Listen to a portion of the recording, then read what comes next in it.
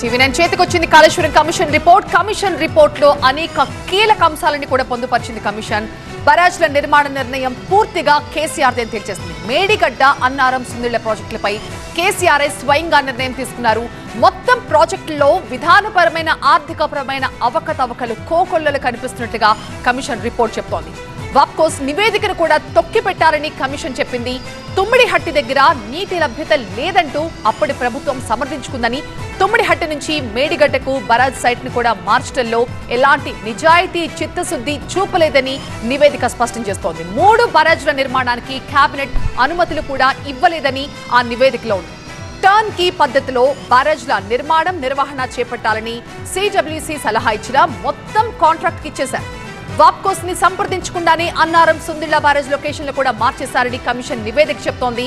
వానాకాలంలో ముందు గాని తర్వాత గాని 3 బ్యారేజ్ల ఆపరేషన్, మెయింటెనెన్స్ సరిగ్గా చేయలేదు.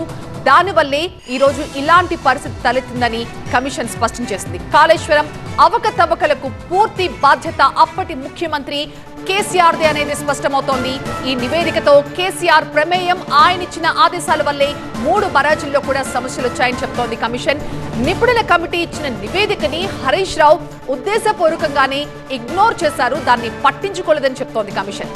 అలాగే ఆర్థిక పరమైన నిర్ణయాలు తీసుకోవడంలో ఆనాటి ఆర్థిక శాఖ మంత్రి ఈటల రాజేందర్ కూడా సరైన నిర్ణయాలు తీసుకోలేదు. కొత్త రాష్ట్ర స్థితిగతులను కూడా ఆర్థిక శాఖ మంత్రి ఉండి ఈటల పట్టించుకోలేదని చెప్తోంది కమిషన్.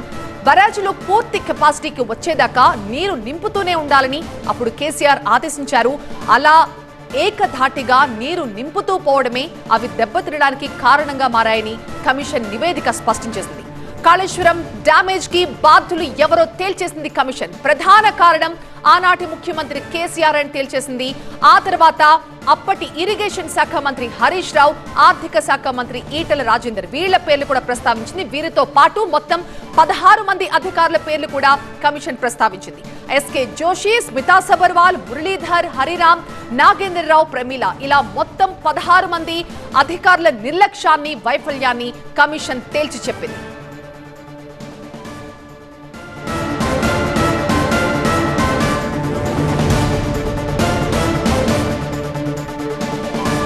వ్యక్తిగతమైన నిర్ణయాలు, రాజకీయ నాయకత్వం మితిమీరిన ప్రభావంతో ప్రజాధనం దుర్వినియోగమైందని చెప్పింది కమిషన్.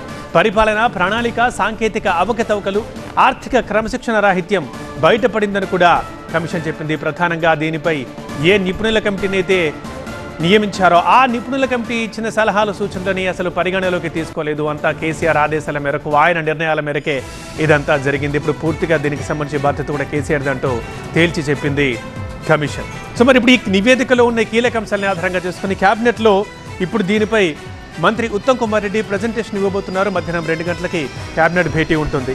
సో మరి ఏ నిర్ణయం తీసుకుంటారు ఈ క్యాబినెట్ భేటీ తర్వాత చూడాలి.